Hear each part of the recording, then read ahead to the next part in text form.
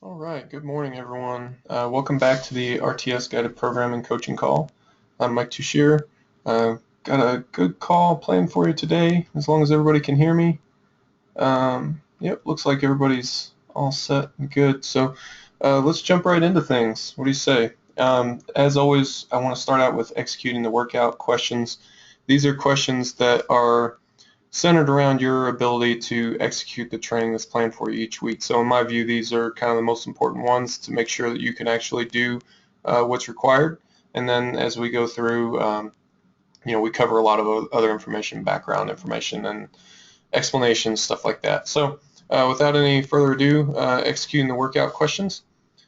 This first one up says, am I supposed to do the training in the exact sequence that you prescribe it, or can we switch the exercises to change the order of the exercises? So, for example, deadlift comes first for a lot of you in your training, and that's just kind of based on the template that's set up for you. You can switch that around if it's more convenient for you to do it another way. I do think that in general, this is a good way to order your training. Um, it's done this way so that you get exposure to the most important stuff first in the workout when you're the most fresh. And then if there's a conflict, we kind of default to the order of the lifts in competition. So for example, the Monday workout for a lot of you is competition squatting followed by competition benching. We wouldn't necessarily want to flip the order because it's important to develop your ability to bench after you're slightly fatigued from squats. However, if there's some other thing that's going on, maybe equipment restrictions or your gym or something similar, and you want to change the order, that's fine. That's not a big issue at all. All right, next question says, how do you plan the warm-ups and the attempts for competition? Good question. So to do this, we start with our goal weight, and I'm going to focus mostly on attempts. We're going to start with the goal weight and kind of work backwards. So you take whatever your goal weight is. Your opener needs to be between 88 and 90% of your goal weight. Usually it's right at 90%. But if you have somebody who's really nervous or has something else going on, maybe we'll open slightly below 90. But that's usually a good place to start for your opener. Then your second attempt is it needs to bridge the gap between your opener and your third. So typically we go 95, 96% for your second attempt, and then of course you take whatever's left on your third. Missed lifts don't count toward your total, so choose something smart, choose something that you can get. I'm not saying don't push yourself. You have to put a weight on the bar in order to progress, in order to add to your total. You've got to take a little bit of risk, but don't take stupid risks. It's important to have that realistic assessment of how you're doing, kind of that realistic look of progress. So that's a little bit about attempt selection. Where do we get these goal weights from? Well, you can get a good idea of your goal weight by looking at your estimated 1 rep max for the last several weeks of training. I wouldn't look at 1 week in isolation because it might be a particularly good or bad week. Typically what I do, I'll take the last 3 weeks and average them together. They are usually, there's usually not a huge disparity. If there is a huge disparity, then we might need to look at it a little bit closer and try to whittle that out. But the idea in any case is to take a look at your performance in the last several weeks and use that to establish a realistic goal weight. So this is not a weight that you could do, if all the stars were in alignment and stuff like that. This is a weight that you can do on a normal good day that you normally have in the gym. You can do this weight. It's not easy. It's the limit of your ability, but it's there. That's what we want to plan on our goal weights being. Now, if you show up to the competition and you're absolutely destroying your opener in your second attempt, and you think that there's a little bit more there and you want to go over that goal weight on your third by a little bit, then you can do that. But keep in mind that the goal weight is something that training predicts. Training says that this is what you're going to be capable of. There's also a little bit of nuance if you tend to be a game day performer. I have a few lifters who are consistently 10 kilos better on meet day than their training would otherwise indicate.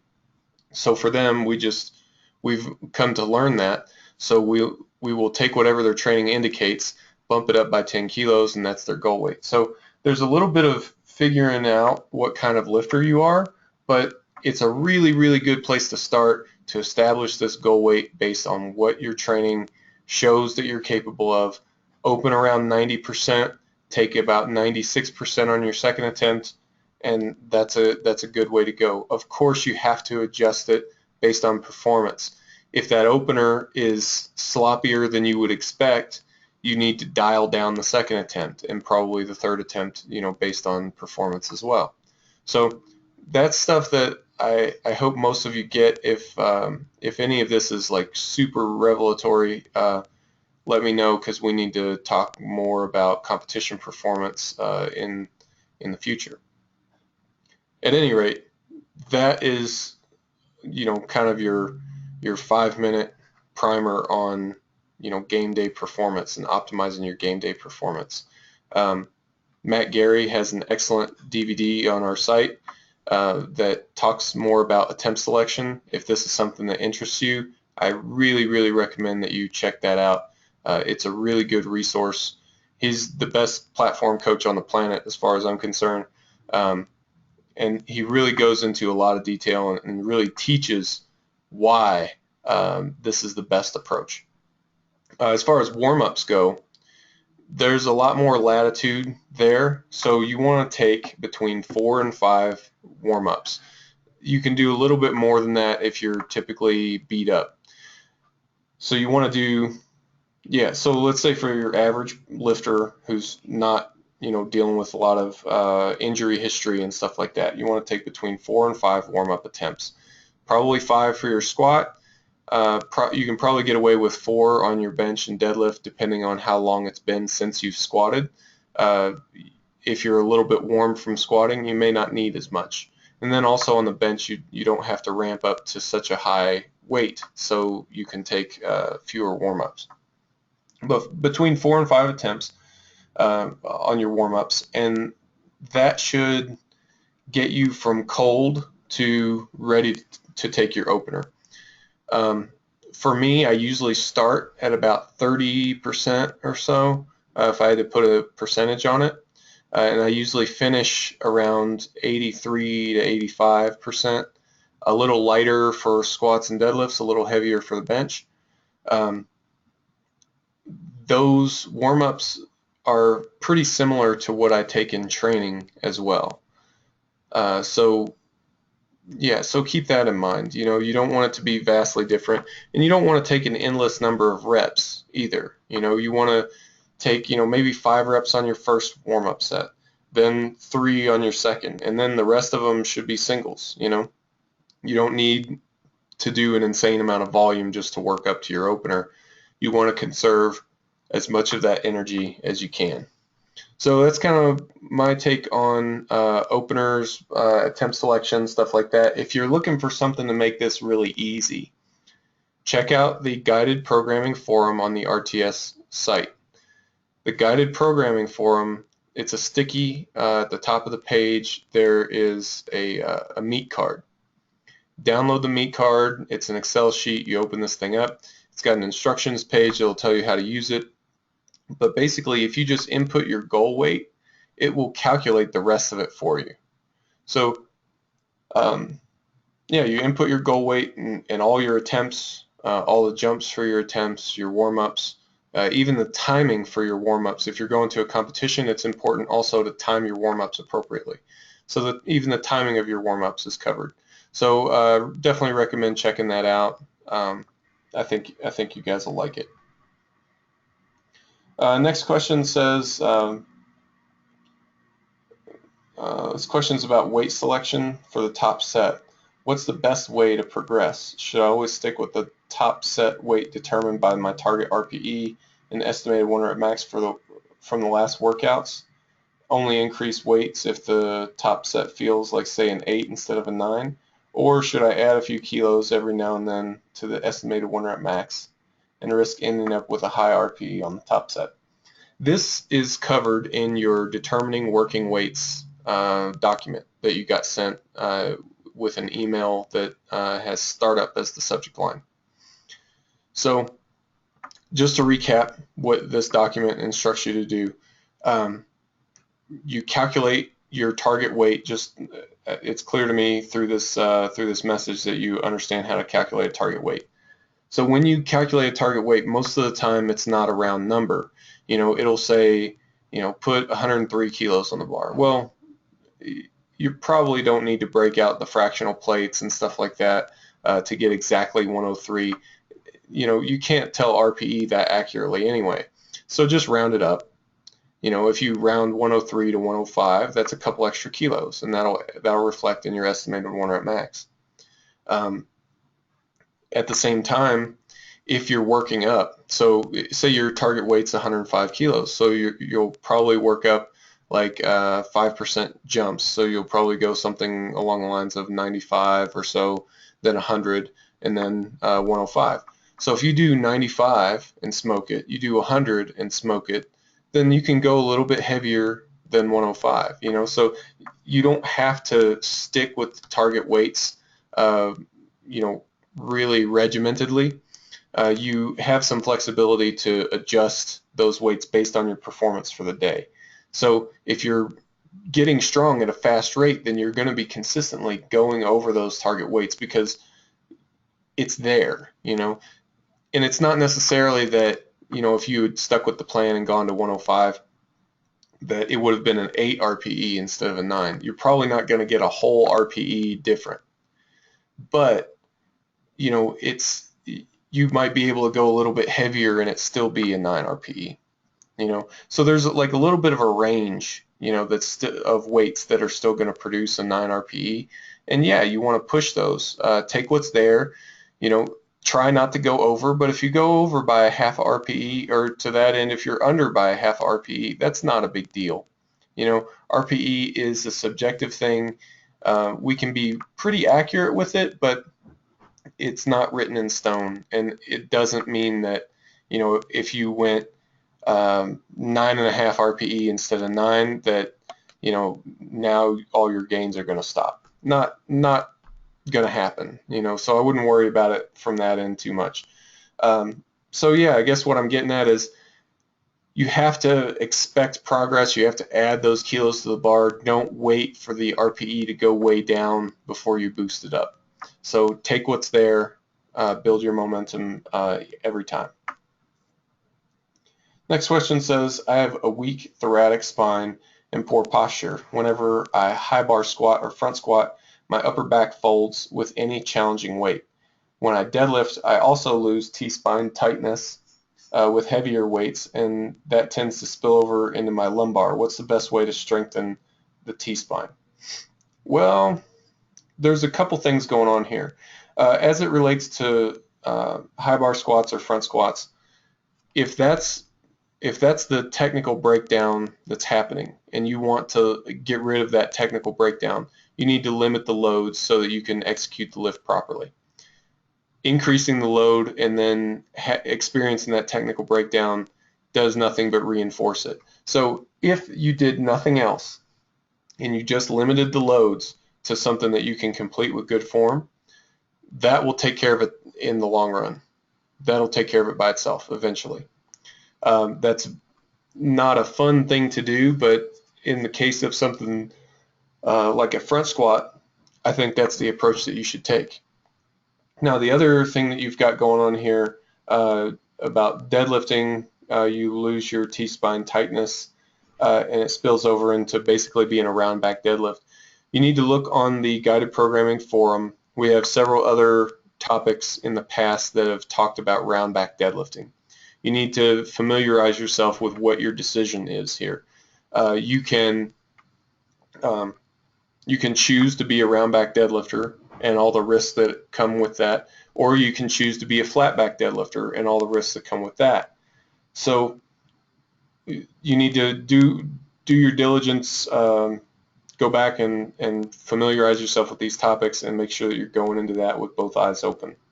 But then after you've made your choice, let's say that you want to become a flat back deadlifter. How would you do that? Well, probably the best way is, again, to limit your loads to something that you can execute properly. Then we also probably need to make some modifications to the training to strengthen your back muscles, also probably strengthen your hip muscles, to correct any sort of weaknesses that are happening in there that are resulting in the round back compensation pattern.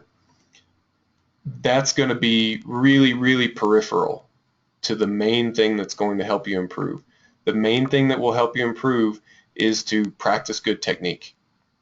If you practice good technique, you're going to strengthen the things that need to be strengthened, and over time you'll get better at the better technique. All right, that's all of the executing the workout questions. We have a couple program modification questions. This one says, I have a question about my bench press. It sucks. I have a small chest. Do you think some dumbbell chest press or flies are the way to go to build a bigger chest? I am not sure I would be worried about that, assuming that you're coming at this question from the perspective of a strength athlete. If your primary concern is the strength of your bench press, I would just continue along. Don't add anything extra. Don't add a lot of extra chest work. This is something that's going to improve on its own. We're already training those muscles to a very significant degree. We're putting as much stress on them as they will reasonably tolerate. So I don't think adding a lot of extra stuff is in your best interest, either short-term or long-term interest. I think it would be better for you to continue along the path that we've got laid out for you. As far as having a small chest, if your goal is aesthetic and you want a bigger chest, that's fine, but just keep in mind that this is something that's going to take place over a little while. It's going to take a while for your muscles to develop. It's going to take a little while for that size to pile on. So don't be in a rush. Give it some time. You're training those muscles.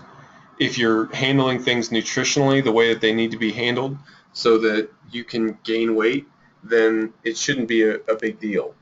If you're getting enough calories, then you're going to add muscle as it's needed. Like I said, we're already taxing those muscles and everything anyway. So hopefully that answers what you want to know. Next question says, thinking about entering a bench deadlift meet in September. Should I keep training as I would for a regular meet? In general, yes, I think you should. The only exception I would make to that is if you, the only exception I would make to that is if you don't plan on squatting ever again, or if squatting is causing some sort of injury problem, then I think there's a good case to be made for making some more extensive adjustments. But if it's just this one meet, I would definitely keep squatting. Take what's there, perform as well as you can. But I don't think that there's a lot of programming that you would want to change if push-pull wasn't your thing for the long term. Next question says, what's the best way to improve my grip strength for deadlifts? This is a good question. I like this question. The only thing that I've found that works, and we've tried a bunch of different things. There's tons of different things you can do for your grip, and most of them suck, except for basically just holding the bar for longer. This is definitely principle of specificity. If you want to get better at holding on to deadlifts, then hold on to deadlifts. You know, so the solution that I've come up with for grip strength in the deadlift has two parts. The first part is long holds. You probably can't do heavy holds in the beginning if your grip is really bad, so you need to do long holds. This means do your deadlift workout however you need to get through it, but then at the end of your deadlift workout, reduce the weight on the bar, start at about 50% of your 1 rep max. Start with something fairly light, and then do 3 sets of 20-second holds. So to do a hold, you just pull the weight off the floor, stand there with it at lockout, and you're going to hold it there for 20 seconds. Do 3 sets of 20-second holds. If you can make all 3 sets of 20 seconds, then increase the weight next time. Continue to increase the weight every time that you deadlift, and you'll gradually get better at your grip strength is going to begin to improve. Now, when it improves enough that you can hold on to your training deadlifts a little bit more easily, then you need to start doing heavier holds, okay? So training lifts by design are lighter than your competition lifts. So you're going to start to be able to hold on to your training deadlifts. When you can do that, for all of your work sets, what you do is you deadlift your reps. You know, let's say you're supposed to do a triple. You do 1, 2, and then when you pull that 3rd rep, you hold there, you stop at the top, pause at the top of the lift, and you just hold it there for an extra 5 seconds. Okay, so the working weights are going to be heavier than the weights you were using for the long holds earlier. So we're just going to add in these heavier holds at the end of each set. So you'll hold each set at the top for 5 seconds, and that time is going to add up. And then before you know it, your grip is going to improve, and you'll be able to hold on to those heavier deads in competition. So that is the way that we found that works the best. It's the only way that we found really that works at all. So that's definitely what I would recommend that you do. All right, next question is a scheduling question. It says, I'm going on vacation the week of the 30th/31st. So is it possible to get those 2 weeks off? If you are in the situation, if you're going out of town, you've got a business trip, something's going on, you're not going to be able to train for a couple weeks, you just have to do that. You know, go have fun or go to work or whatever it is that you're doing. Don't train because you can't, and that's fine. Now, we should have a discussion on what you should do when you get back.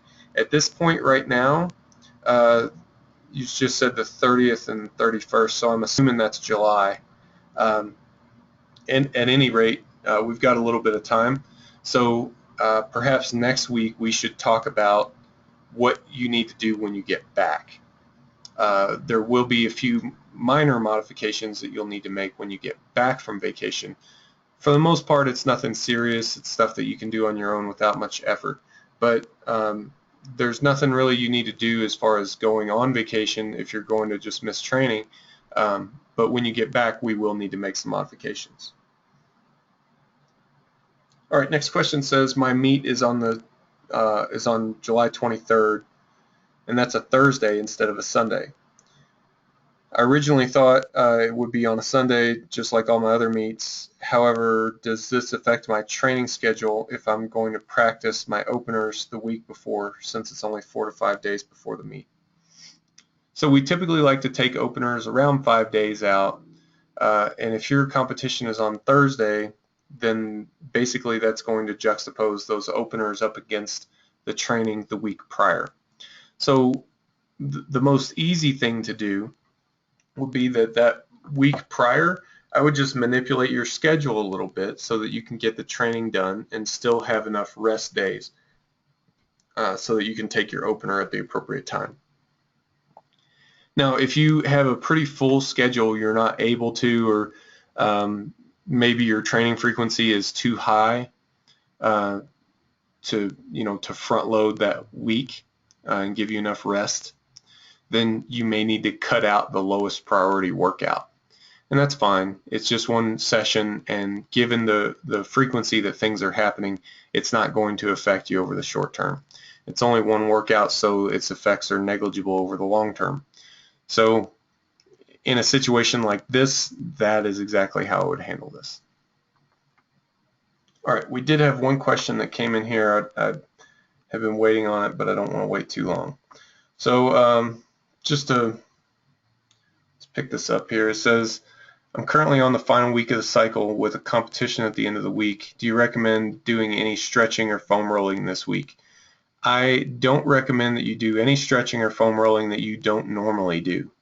Keep everything as normal as possible, and I think that's going to be the biggest help for you. The next question says, what will the training be like after this competition? Well, we will start a new cycle. The new cycle that we start, of course, the volume is going to be a lot higher. Sorry about that. So the volume is going to be a lot higher. We'll get back to doing more rep work, more sets and stuff like that. The phase of the annual plan that we're going to be in is getting back into prep work. So we won't do so much in terms of overload. Like there won't be as much like super loading and stuff like that, but the specificity will continue to increase and the volumes will continue to increase. We are developing your work capacity and trying to continue to develop that work capacity as we go through this annual plan. So at this point, you're in pretty good shape. You know, if you've been following along, this is the second cycle of the annual plan. You're in pretty good shape at this point. Your volumes are increasing. Should have a nice peak going into this competition. And then from here, we're going to kind of back down into prep work a little bit, but it's going to build off the platform that we've already developed. So I know that that's maybe a bit theoretical. It's hard to imagine exactly what that's going to be like. It's also just hard to get into details in a format such as this. But in general, the volume is going to be higher. The intensity is going to be lower. The exercise selection is going to be very specific, but not quite so much in terms of like super loading and stuff like that. So this next cycle is probably the highest volume cycle. We're going to really push you in terms of your ability to tolerate work. Of course, this is going to be scaled for everyone depending on what you're capable of tolerating. So yeah. All right. So that should answer those questions. Let me know if you have more questions and we can see about getting those answered as well.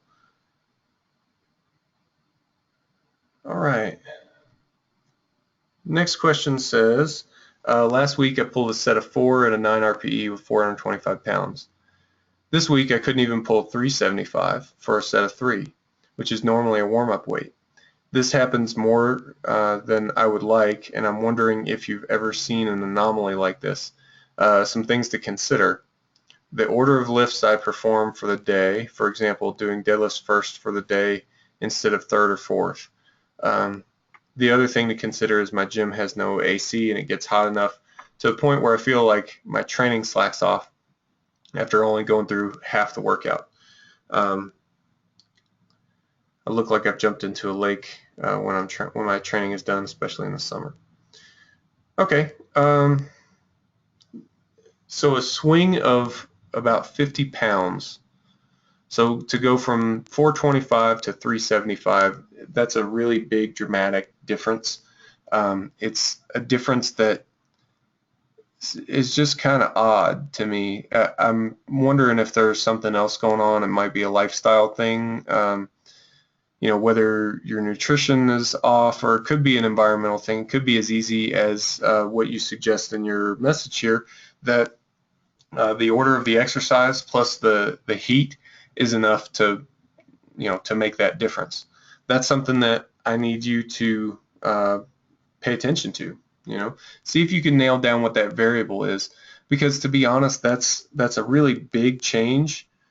So 50 pounds at this point is well over 10%. That's actually let's see, 40 pounds and 50. So yeah, so I mean we're well over 10%, and that's a swing that we don't normally see. People that are really variable in their strength tend to vary around 5%. So you're over 10, there's something else going on here, and we need to figure out what that is and control that variable in order for you to have more consistent performance. So watch your training log, watch your lifestyle stuff, see if you can figure out what that variable is that's playing this up. And if you figure it out, let me know, and we're going to see what we can do to manage it a little bit better. Next question says, as you know, I'm competing on the 25th of July. I'd originally put myself down for the 83 weight class, but decided a few weeks ago to change to 93s and not worry about my weight class since I'm a novice. Let's see, I'm wanting to gain muscle. However, I'm just 3 weeks away, 3 weeks and 5 days away. I'm still waking up around 83.1 most days. I could see myself waking up at 84 by contest day. But should I message the organizer and opt to go back to the 83s? The only reason I'm considering is that my total should enable me to definitely qualify for nationals in the 83s, whereas I'm not sure right now if I could total enough in the 93s to qualify. I won't be competitive either way, but I'd be interested to know which you would err toward. Tough call, really. So weight gain is something that needs to happen slower over a longer period of time. So if you're, what did you say, 3 weeks and 5 days, so just under 4 weeks out, you're pretty much making 83 already. I would go ahead and do 83, I think. Like I said, weight gain is something that needs to happen over a longer period of time. You're not going to, at least I really hope you don't gain 10 kilos in the next 4 weeks. That would be probably not a great decision. So yeah, I mean, I would think about go ahead and make 83 since you're pretty much there already. It's not really even cutting for it. You just have to not gain weight for a few weeks and you'll be fine. After this meet though, then I would try to bulk up, and you're probably going to have to put more effort into it than what you've done so far. And I don't mean that as a slight, because I really don't know how much effort you've put into it so far. But from a results standpoint, if you're not gaining weight, you have to eat more. There's not really a whole lot else you can do about it. Yeah.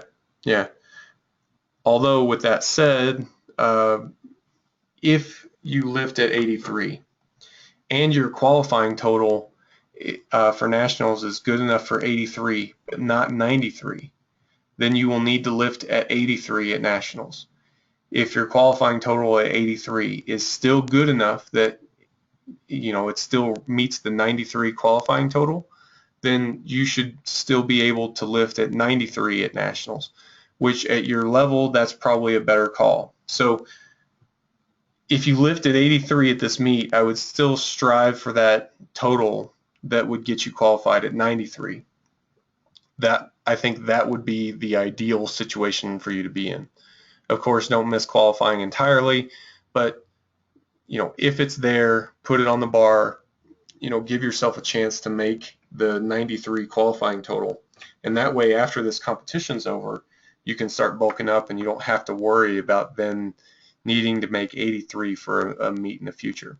So that's the way I would go about this. Next question says, do you have any tips for competition overseas? Yes, I do. Probably the biggest thing for competing overseas, it has to do with your arrival. So if you're going to a place that's culturally very different from what you're used to, you need to think about food in advance.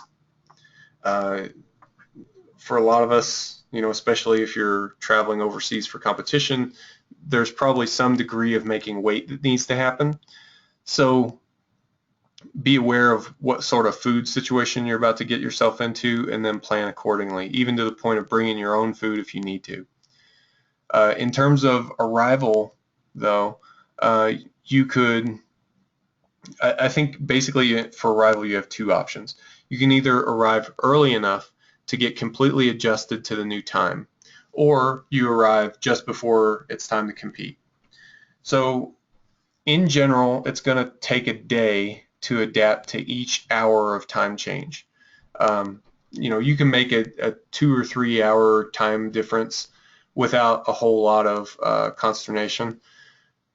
But if you're going to be traveling somewhere that's like 6 or 8 hours different time-wise from you, then if you want to get there early enough, then you need to get there, a week before, so that you have time to fully adjust to the new time difference. Your other option, if you don't have that much time or don't want to spend that much time, get there, the day before. It won't have time to catch up with you. But what you want to avoid is like taking an 8-hour time difference, and then get there 2 days before. That'll be just enough time for you to really feel terrible in time for your competition. So get there either the day before or in plenty of time to fully adapt to the time difference. That's not without risks, of course. If you show up the day before and your flight gets delayed or canceled, then you could miss the competition entirely, which would be really bad. So think about that as well. If you're flying, carry your lifting equipment in your carry-on. That's the important stuff. I mean, assuming that you're traveling for a competition, it's really bad, to get to where you're going and find out that they lost your bag, and you can find new shirts, you can find new socks wherever you're going. You probably can't find a new lifting belt or new squat shoes the day before competition in a new place. So it takes time to acquire that sort of stuff, so make sure that you're carrying that stuff on. I think those are the biggest things. Yeah, those are the big ones. Time differences, food differences are definitely big ones. The rest of it tends to be pretty standard travel tips. But carry on your lifting gear. I'm not sure exactly where you're going, but if there's a language difference, it's probably a good idea to be aware of stuff like that. Stuff like that. Study up on some regular traveling tips, but in general, those are the biggest competing tips that I have for you. Adjust your expectations. If you can get 1 or 2 workouts, assuming that you arrive a week before, if you can get 1 or 2 workouts in that week before, that will help you know how you're feeling, how you're performing. It'll also help you get over any sort of jet lag or anything like that. And I really do think that's about all I've got for you in terms of overseas competition tips. If I think of any more, then we'll circle back and we'll address this a little bit more. All right, next up we've got a video to check out. So let's head over there.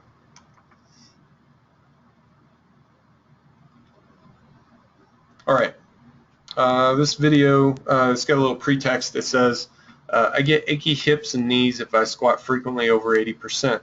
I guess it must be due to form. Can you see anything obviously wrong with these squats, or that I should fix, or should I just work more on hip mobility? The video contains pin squats from 3 angles and a full squat front view. All right, so let's check out this video and see if we can see a reason for your achy hips and knees. Maybe, if the video is going to play for me.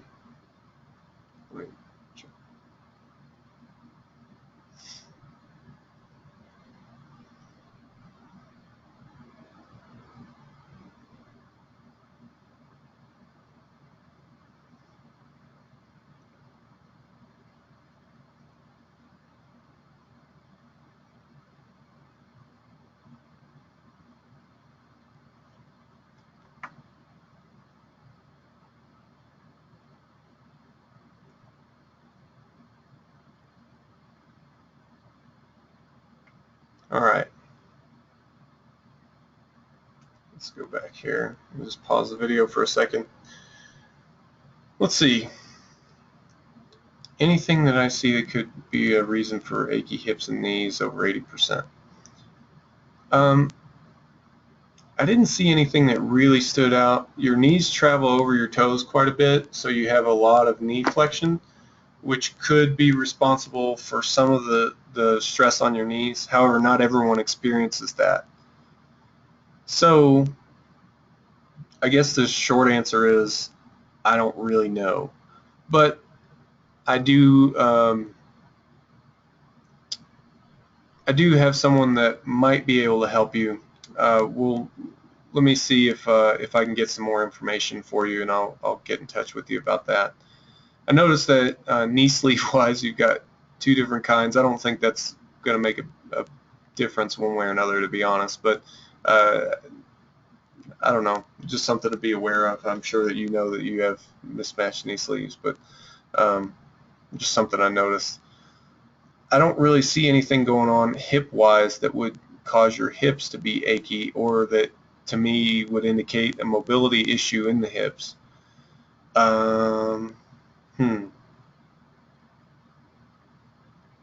Yeah, I mean, that seems fine to me in the general sense. It did seem like you were a little bit tentative in the bottom on the full squat video. That's something that typically goes away with more practice.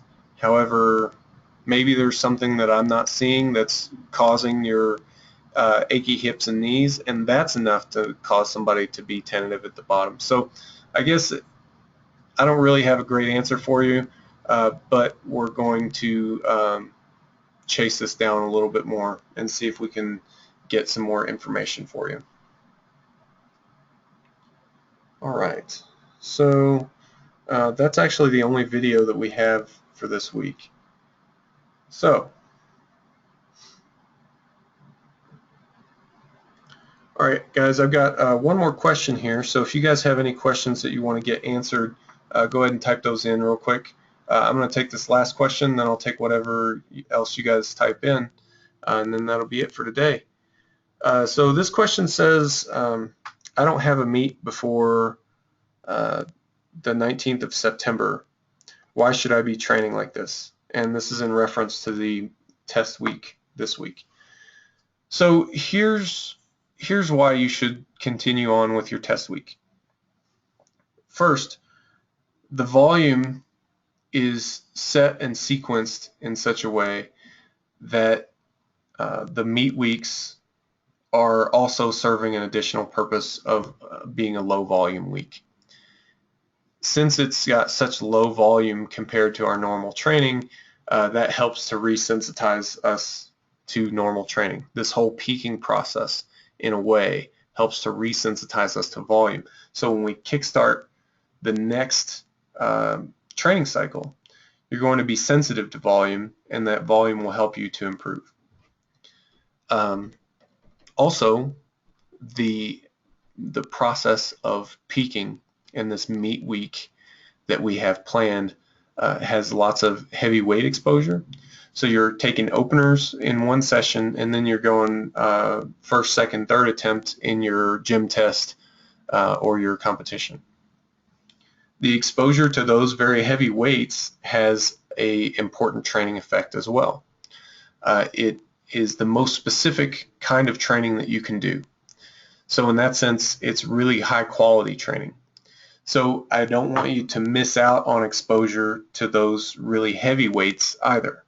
So we have this situation where we need to have the lifter experience really high intensity, really low volume.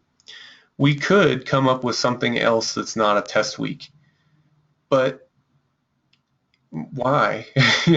It's fun to test your heavy weights, heavy lifts. At least I hope it's fun for you. So given that these are the types of things that we need this specific exposure to heavy weights but low volumes, I mean, it's just a natural fit that we would go ahead and run a test week at this stage. That's why you should go ahead and continue to do your test week, even though you've got a competition in September. It's going to set you up nicely for the next training cycle, which will lead you into that meet. So we did have one other question come in here, so let me take this guy real quick. This one says, are we getting back to a volume block after this upcoming test day? Yeah, this is what I talked about a little bit earlier when we were talking about what to expect in the next training cycle. So the next training cycle will kick off next week.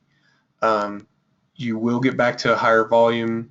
The specificity will be high.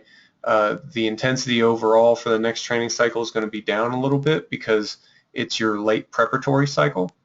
But then after that, we'll get back into a late competition cycle, but that will be, a few months away still. So that's it. That's all the questions that we had come in. Yeah, I don't think I have anything else for you guys. As always, just want to thank you guys for watching. For those of you who were here live, thanks for being here and hanging out with me. It's always better when you guys are here and I'm not just sitting in a room talking to myself. Thanks for those of you who wrote in some questions, either via email or here via the live call. I really appreciate that. As always, just want to remind you guys to make sure that you are training hard. Take what's there, build some momentum for the next week. Let me know what questions you guys have and we'll get those answered for you. All right, have a good week. See you next time.